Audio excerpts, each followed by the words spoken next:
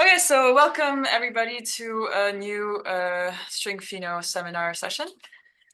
Today, we're first going to have Gonzalo Villa, who's going to tell us about string thermodynamics in and out of equilibrium, Boltzmann equations, and random walks. So, please just go ahead, Gonzalo. Thanks a lot, Matilda. And thanks also to Alvaro and Damian for keeping up with our favorite seminar series. It's a great pleasure for me to be here today with you to talk about this recent work I've done with my nice collaborators, Andrew, Ratul, Anshuman, Francesco, and my supervisor, Fernando Quevedo. This is a paper we put on the archive in October. It belongs to an ongoing collaboration, and it regards string thermodynamics.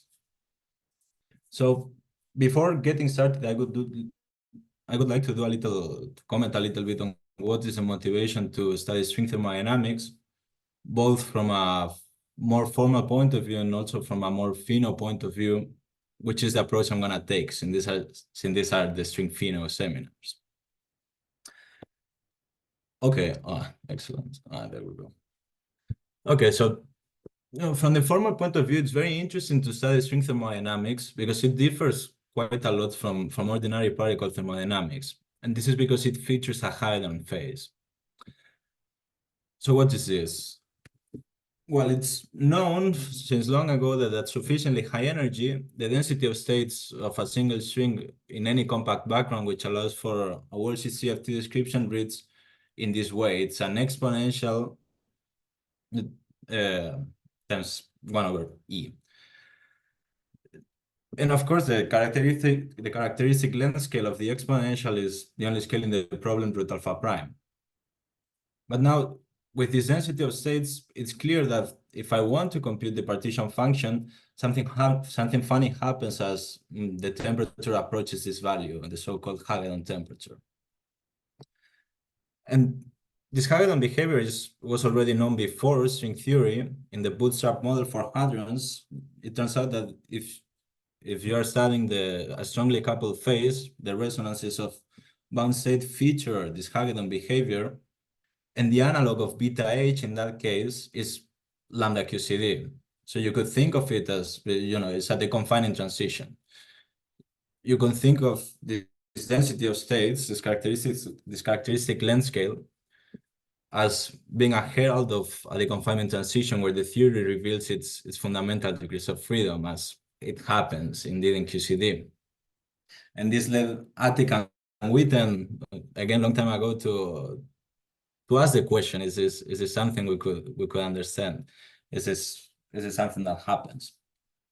Now, a lot more of work has been done, of course, and I just cherry picked a couple references to set the stage, but I'm gonna shamelessly remain at temperatures lower than the Hagedorn temperature for the moment, for the rest of the talk, and adopt this more pheno point of view. And the pheno aspects are very simple. If you heat up a box of anything, according to string theory, eventually stringy fundamental modes will get excited. And it turns out that it is common in the early universe. You can check this nice recent review in string cosmology, that you can find energy densities that are order 1 in string units, of course, with high occupation numbers, but it is a natural question to ask whether so much energy density could have been violently released, thus exciting fundamental string modes. These questions have been asked already. Here are another couple cherry-picked references, and you could also think of brain anti-brain annihilation as releasing a lot of energy into fundamental string modes. So it is a natural question whether stringy fundamental degrees of freedom might have had any influences in reheating or in issues in cosmology, like the cosmological moduli problem, or even more, whether they could have released a gravitational wave spectrum.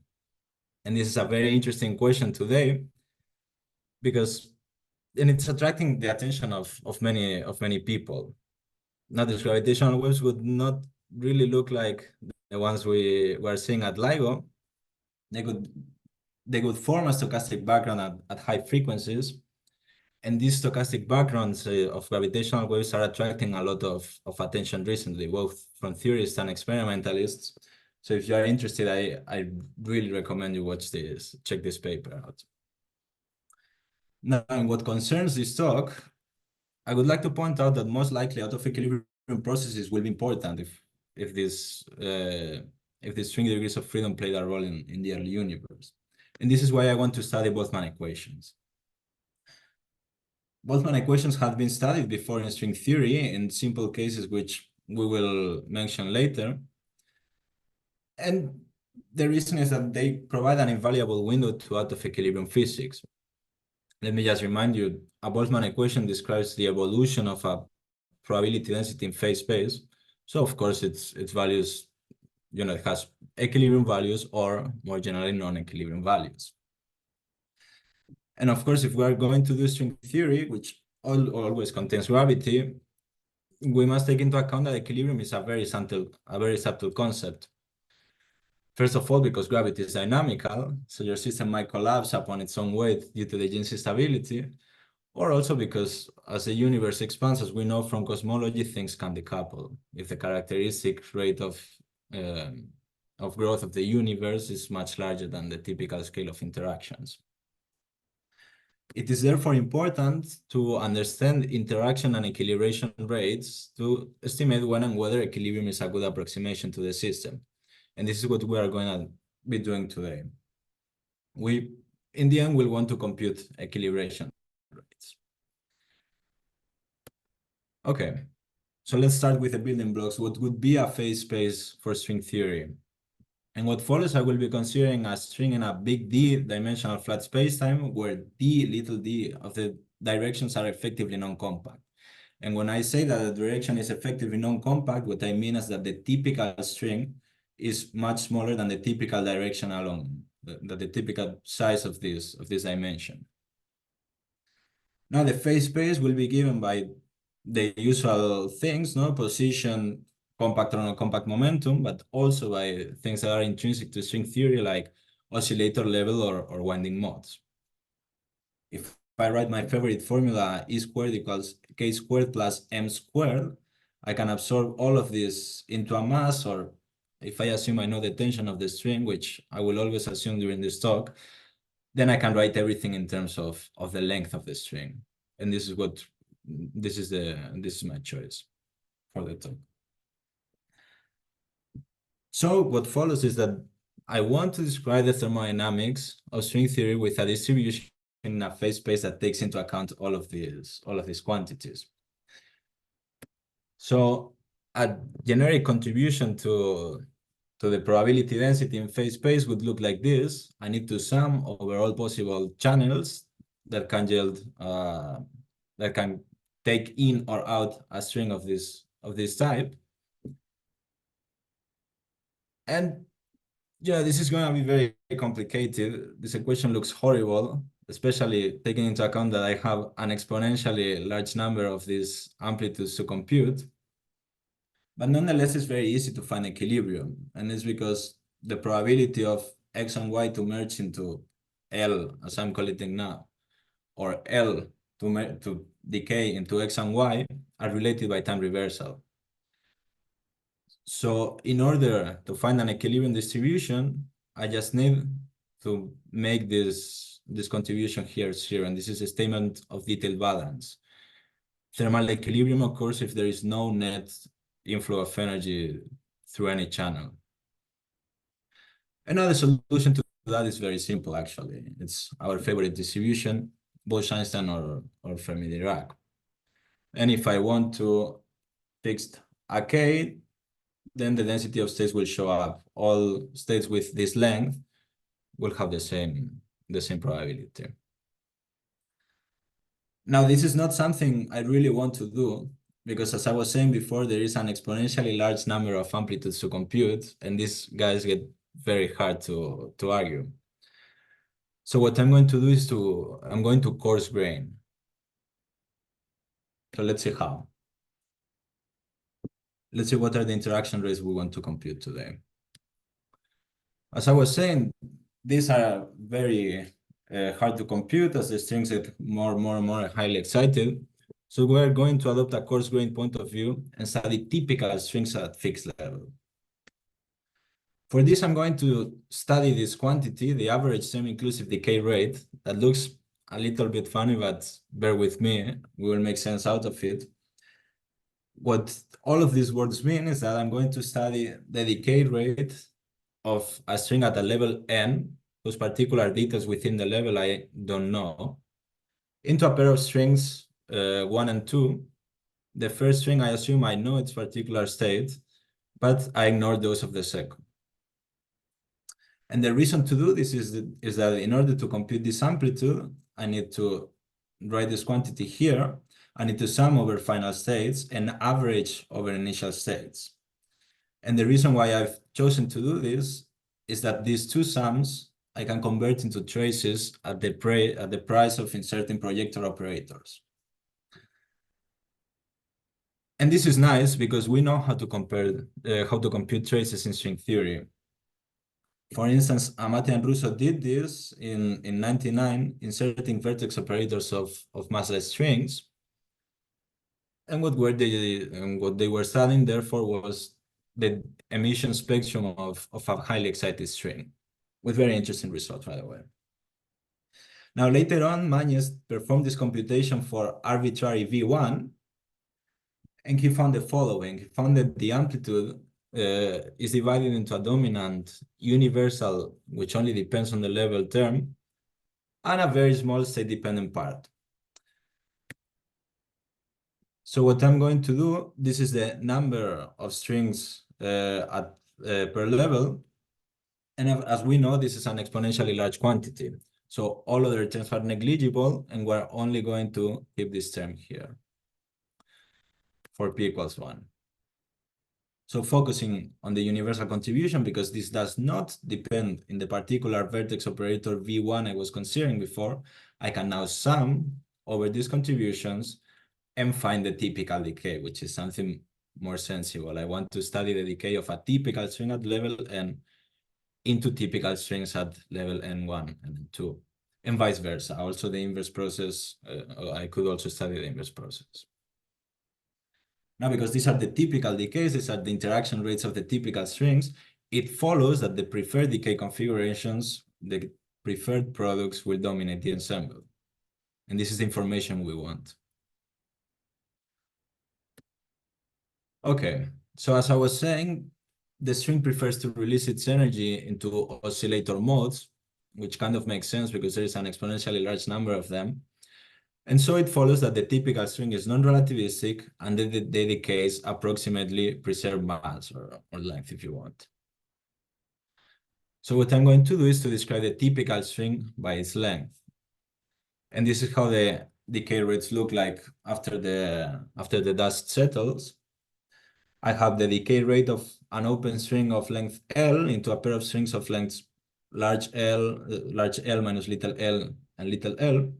And what I see is that this does not depend in the length of either of the strings.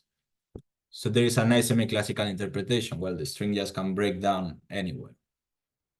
This is not the case, however, for closed strings, and we will have a lot to, we'll talk a lot about this, but just as a warm-up, what is happening here is that this is a probability that a closed random walk self-intersects and breaks into these two pieces. Okay, so those are the interaction rates. I'm now armed to write Boltzmann equations for a soup of closed strings. Let me remind you, the Boltzmann equation I'm going to write now has been computed from the worldsheet. These interaction rates have been computed for the worldsheet. This is not something that will happen later, but we will see that we can make still a lot of progress. Okay, so as a recap, we want to describe the thermodynamics of string theory from this coarse-grained point of view in terms of the typical string, which is well described by the length of the number of non-compact directions. Using the interaction rates we've computed, we can write the following equation for the number of strings with lengths between L and L plus DL. It looks a bit horrible, so let me just very quickly run you through it. These are contributions to the number of strings at length L, I'm going to sum over all possible channels that can have this either as a decay product or its property or its own decays. And I'm going to break it down into two pieces: interactions with smaller strings and interactions with larger strings. With smallers, it might happen that a string of length L prime and a string of length L minus L prime merge to give a string of length L, because remember, length is approximately conserved for these typical strings. Or the exact inverse process may happen. My string of length L could break down into these exact two pieces.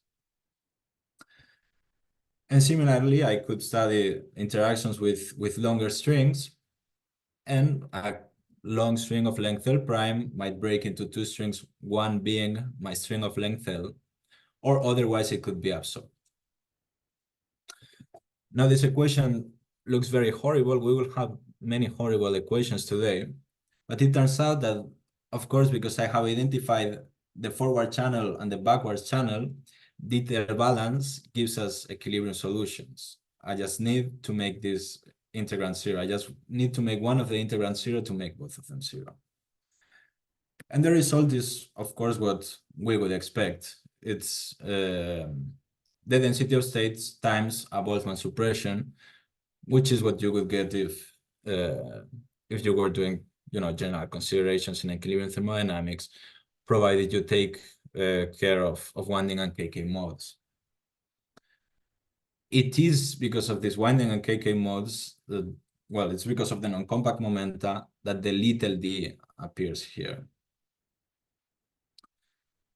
Okay, so this is nice. We've managed to write Boltzmann equations for closed strings and found that they are consistent with the thermodynamics we know, but we would like to go further, and we would like to include open strings. In order to do that, let's take a quick detour and talk a bit about random walks. Since long ago, it's well known that highly excited strings form random walks. And by random walk, I mean an n-step path on a d-dimensional lattice where the direction of each step is taken at random. The important fact, the only thing we're going to use here about random walks really, is that the probability of a random walk of n steps to come back to its origin is n to the minus d over 2. So I may think of the closed decay as the probability that a closed random walk self-intersects. So let's see this. What I'm doing is choose a point. This gives me a factor of L. And now I need to compute the probability that the random walk closes upon itself at a distance L. This gives me the factor 1 over L to the d over 2. Now, if this happens, of course, the other piece of the string is also a random walk of length big L minus little l, and has also closed. But those probabilities are, of course, not independent, and I need to correct by the fact that the random walk was already closed. And this is what gives me this quantity here. This is the random walk interpretation of the decay rate of a fundamental closed string. And with interpretation, I can actually go further and argue what is how the decay rates of more complicated setups look like. For instance, this is an open string, highly excited. I allow it to probe the directions transverse to a brane, and it breaks into this pair here. And by using random walk arguments, I can argue that the functional shape of the interaction looks like this. And because I know that detail balance at this coarse grain level is a statement that regards interactions, then any interaction in the ensemble must made to satisfy detail balance. And it turns out that these functional forms we argue for make detail balance manifest.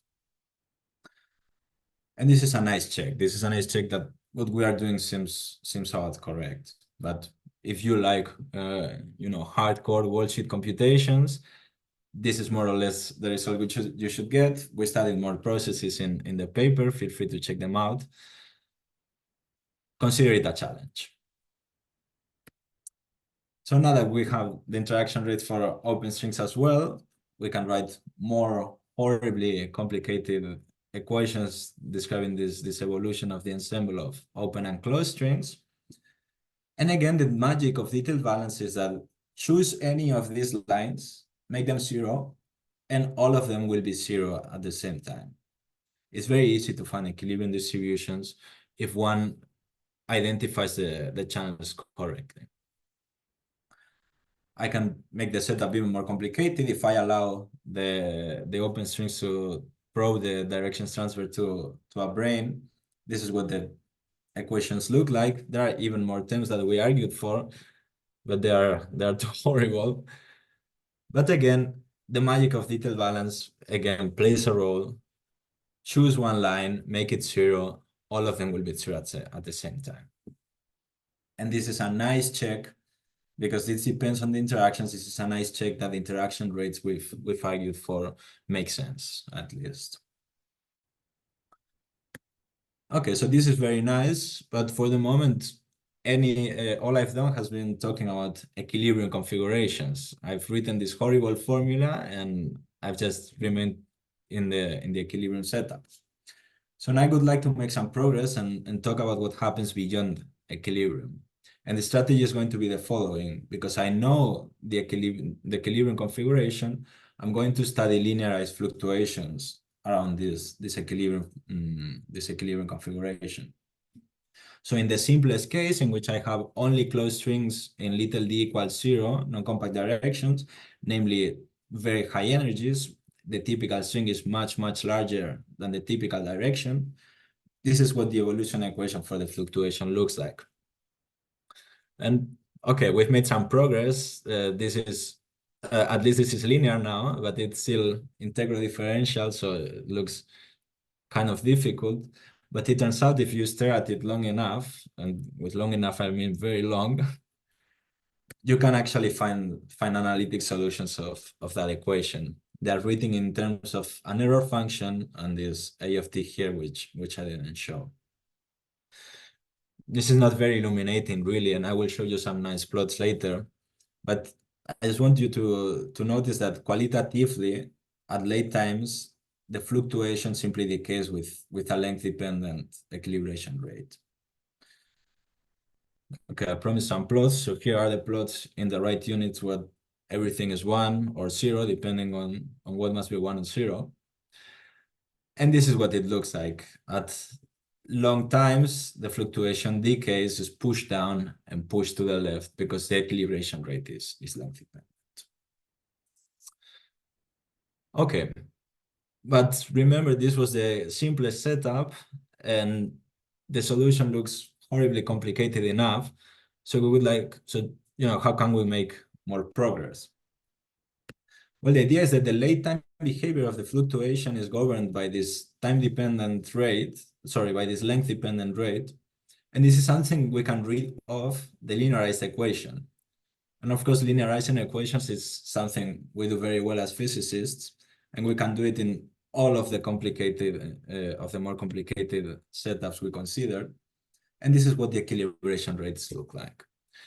This is very nice because this is morally the time it takes to a system of strings to reach equilibrium. So this is exactly the quantity you should compare with Hubble in order to assess if in an expanding background a system of strings is in equilibrium or not. Okay, very good. I think this is everything I wanted to say. So let me just conclude. We have described string thermodynamics in terms of the typical string with coarse grain within a level. And this typical string is described well by its length and the number of non-compact directions. It would be very interesting to generalize this to other more complicated backgrounds. Of course, flux compactifications or the Horowitz-Polchinski background. Now, the equilibrium solutions that we have found, they of course agree with general equilibrium considerations, otherwise I would not be reporting about them.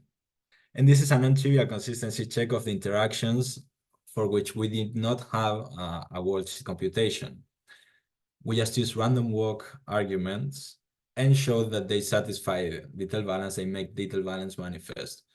So this is a very good hint that the arguments are correct. It could be nice though to have a worldsheet computation. Lastly, we have been able, of course, to prove the out of equilibrium regime. This is the reason why we pose Boltzmann equations, and we've showed what is the explicit behavior of fluctuations, even analytically sometimes, and we've computed equilibration rates, which is what you need if you want to to understand if an expanding background has a notion of local thermal equilibrium. Lastly, we plan on applying these results to phenomenology. There are many open directions now. What about warm inflation? Can we say something about this? What about the Brandenberger-Baffa story with string gas cosmology? Are there any influences in reheating?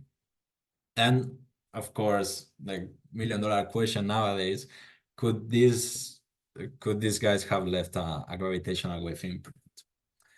Now that's all I wanted to say for the moment. Stay tuned for future directions, but for the moment, thank you very much, and I will happy to take questions. Okay, let's all thank Gonzalo for this great talk. And okay, there's one question, so please, Michael, go ahead. That was a very interesting talk.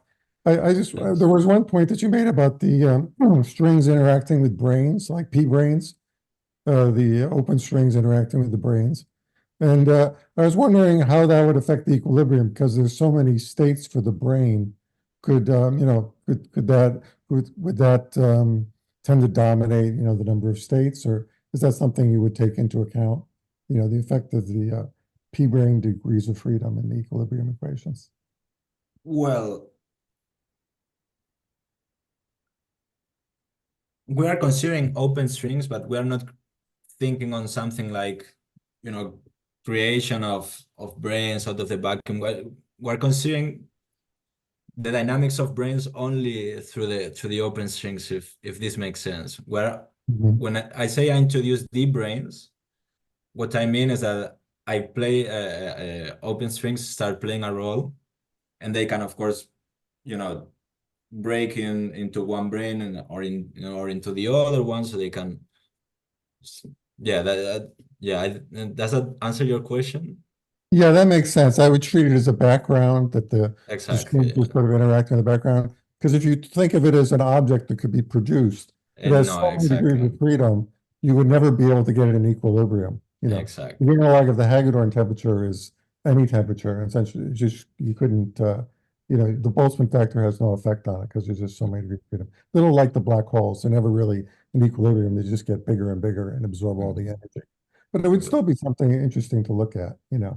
To see if you can take some of the energy and put it into the D brane, and how it would affect the, what we would do is the microcanonical ensemble rather than the canonical ensemble. It would still be able to handle that situation. Anyway, thanks very much. Thanks for the question. Björn, please go ahead. Hi, thanks, Gonzalo. I have a question on your possible application to reheating and stuff.